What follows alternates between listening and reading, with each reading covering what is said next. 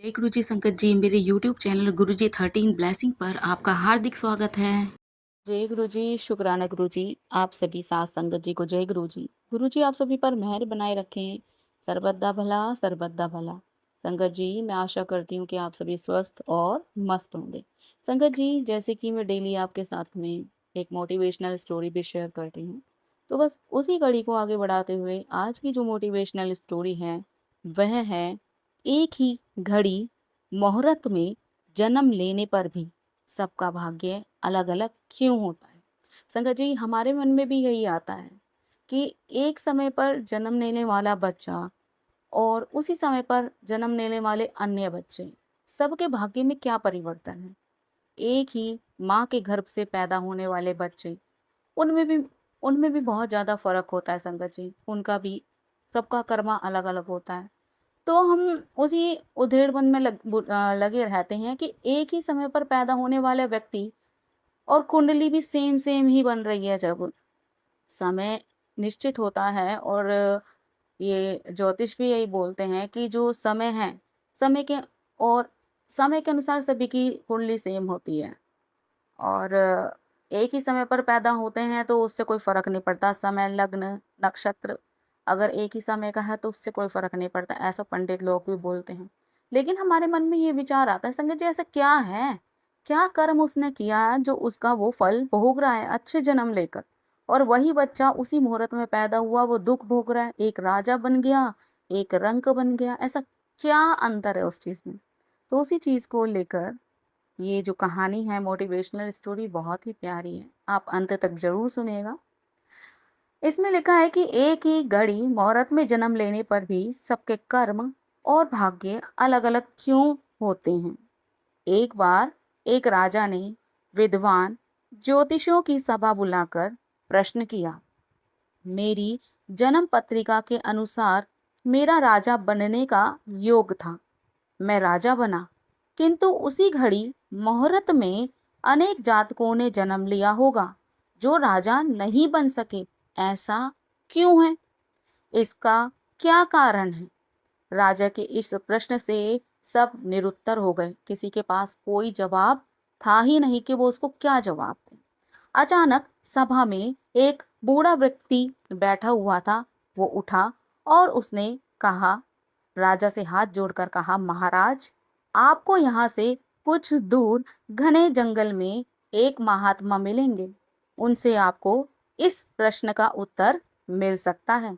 अब राजा ने सोचा कि वृद्ध की बात है तो मान लेनी चाहिए, क्योंकि वो तो प्रश्न का उत्तर चाहते थे और पूरी भरी सभा में किसी के पास उत्तर नहीं था, यहाँ तक कि ज्योतिषियों के पास भी उस प्रश्न का कोई उत्तर था नहीं। अब राजा ने सोचा और वो चल पड़ा। जैसे वृद्ध ने बताया था, जंगल की तरफ जाओ। राजा ने घोर जंगल में जाकर देखा कि एक महात्मा आग के ढेर पर बैठा हुआ है। अंगार, गरम गरम कोयला खाने में वो व्यस्त है। मतलब उसने देखा राजा ने कि एक व्यक्ति, महात्मा, साधु महात्मा है, और वो आग के घेरे पर बैठा है, आग के बीचों बीच बैठा है और जो गरम गरम कोयला होता है उसको खा रहा है, बिजी है उसको खाने में। अब राजा उनसे हाथ जोड़कर प्रश्न करता है, हे महात्मन, मैं आपसे पूछना चाहता हूँ कि सभी मैं राजा बना तो उसी समय पर अन्य बच्चे भी पैदा हुए, वो राजा क्यों नहीं बने। अब उसने इतना पूछना था उसका, तो वो जो महात्मा थे वो बड़े गुस्से में आ गए और बोले, तुम्हें दिख नहीं रहा कि मैं अभी खाना खाने में व्यस्त हूँ, अंगार खा रहा हूँ, और तुम मुझसे ऐसा प्रश्न पूछ रहे हो। जाओ यहाँ से आगे चले जाओ, तुम्हें आगे जाकर पहाड़ियों के बीच में एक और महात्मा मिलेंगे, वो इसका जवाब तुम्हें देंगे। अब राजा की जिज्ञासा बढ़ गई। राजा ने सोचा इन महात्मा ने तो जवाब नहीं दिया, लेकिन जवाब का उत्तर चाहिए, तो वो आगे बढ़ पड़ा। जब वो आगे बढ़ा तो अनेक पहाड़ियां आई मार्ग में, उसने बहुत सारी कठिनाइयों का सामना किया और फिर उस महात्मा के पास जाकर पहुंचा। राजा एकदम हक्का बक्का रह गया, एकदम अचंभे में पड़ गया, ये क्या दृश्य देख रहा है। वे महात्मा अपने ही शरीर का मांस गरम गरम चिमटे से नोच नोच कर खा रहे थे। वो एकदम ये दृश्य देखकर डर गया। डरते हुए उसने महात्मा के आगे हाथ जोड़े और उनसे प्रश्न पूछा कि भगवान, मुझे आप ये बताइए कि एक ही समय पर जन्म लेने पर मैं राजा बना और अन्य बच्चे राजा क्यों नहीं बन पाए। अब उसकी ये बात सुनकर जो महात्मन थे वो भी बड़े गुस्से से लाल पीले हो गए और उन्होंने बोला कि तुम्हें दिखाई नहीं दे रहा, मैं भूख से बेचैन हो उठा हूँ, भूखा हूँ मैं और अपने ही शरीर का मांस नोच नोच के खा रहा हूँ और तुम मुझे परेशान कर रहे हो। यहाँ से तुम आगे जाओ, वहां पर तुम्हें तुम्हारे प्रश्न का उत्तर मिलेगा। अभी एक गांव में आगे गांव में एक बालक का जन्म होने वाला है, वो बालक तुम्हें इस चीज का उत्तर देगा। अब उसकी क्रियोसिटी जो थी वो तो बढ़ती चली जा रही थी। अब क्या हुआ संगत जी, वो जैसे महात्मन ने बताया उसने राजा ने प्रणाम किया और वो आगे चल पड़ा। आगे आदिवासियों का एक गांव पड़ता है, वह वहां जाता है। एक दंपत्ति था जिसने अभी बच्चे को जन्म दिया था। जैसे ही जन्म उसका पता चला कि इस दंपत्ति के घर में बच्चे का जन्म होने वाला है, तो वह वहां पहुंचा, देखता है कि जन्म होने वाला है। तो उसने सारी कहानी उसके जो बच्चे का पिता था उसको बताई और उन्होंने बोला कि ठीक है, जैसे बच्चा जन्म लेगा हम आपके पास लेकर आएंगे और बच्चा आपके सवालों का जवाब दे देगा। संगत जी वैसा ही हुआ। बच्चे ने जन्म लिया जैसे, तो जैसे बच्चे को नाल लगी होती है, नाल को हटा के जैसे बच्चे का जन्म होता है तो उसको तुरंत के तुरंत राजा के पास लेकर आते हैं। जब राजा के पास आता है वो बच्चा तो तुरंत राजा को देखकर बोलता है, क्यों राजन, अपने प्रश्न का जवाब लेने आए हो। अब राजा तो हक्का बक्का रह जाता है। बच्चा जोर से हंसता है, कहता है, राजन, मेरे पास भी अब समय नहीं है, लेकिन फिर भी मैं तुम्हें जवाब दूंगा और तुम्हें जवाब देते ही मेरी मृत्यु निश्चित है, क्योंकि मेरा जन्म ही तुम्हें जवाब देने के लिए हुआ था। राजा का सर घूम जाता है, ये क्या हो रहा है उसके साथ में। वो तो प्रश्न पूछने आया था, लेकिन ये तो पहेलियों पे पहेलियां बनती चली जा रही हैं। कुछ नहीं, राजा को जवाब चाहिए था। अब क्या हुआ कि उस बालक ने उसने बालक के आगे हाथ जोड़े राजा ने और बोला कि आप ही मुझे बताइए, क्योंकि राजा समझ चुका था कि कोई बालक जो जन्म लिया है, जिस बालक ने, ये कोई मामूली बालक नहीं है, अवश्य ही कोई साधु महात्मा या पुण्य आत्मा रहा होगा जो मेरा इस तरीके से जवाब देने के लिए, जिसने जन्म लिया है और बोल रहा है कि जन्म के तुरंत मतलब इनके राजा के जवाब के बाद वो तुरंत मृत्यु को प्राप्त हो जाएगा। अब हाथ जोड़ता है, उनसे प्रश्न करता है बच्चे से, तो बालक जवाब देता है कि राजन सुनो, तुम, मैं और वो दोनों महात्मा जिससे तुम पहले मिलकर आए हो, वो चारों हम राजकुमार थे और भाई भाई थे। एक बार हम शिकार खेलते खेलते किसी जंगल में भूखे प्यासे भटक रहे थे। अचानक हम चारों भाइयों को आटे की एक पोटली मिली। हमने उसकी 4 बाटी सेकी, 4 बाटी सेकी, अपनी अपनी बाटी लेकर खाने ही बैठे थे कि भूख प्यास से तड़पता हुआ एक साधु हमारे पास आ गया। जो पहला तुम्हें अंगार खाने वाला मिला था वो हमारा सबसे बड़ा भाई था। जब साधु उसके पास पहुंचा, उसने अपने भूखे होने की विवशता बताई कि भूखा है, अपने खाने में से मुझे कुछ दे दो। तो उसने गुस्से में साधु से कहा कि मैं तुम्हें अपना खाना दे दूंगा तो मैं क्या अंगार खाऊंगा। अब देखिए संगत जी, हम शब्दों का प्रयोग करते हैं ना, और शब्द ही हमारे लिए कितने घातक होते हैं। अब उस जो अंगार वाले बाबा मिले थे, वो जो अंगार खा रहे थे, कोयले खा रहे थे धधकते हुए, उन्होंने उन पिछले जन्मों में कभी उन साधु किसी साधु को भूखा छोड़ दिया था और कहा था कि तुम्हें अपना खाना दे दूंगा तो क्या मैं धधकते हुए अंगार खाऊंगा। राजन, उसके बाद वो महात्मा वहां से चले और फिर वो दूसरे साधु महात्मा जो कि अपना शरीर का मांस नोच कर खा रहे थे उसके पास पहुंचे।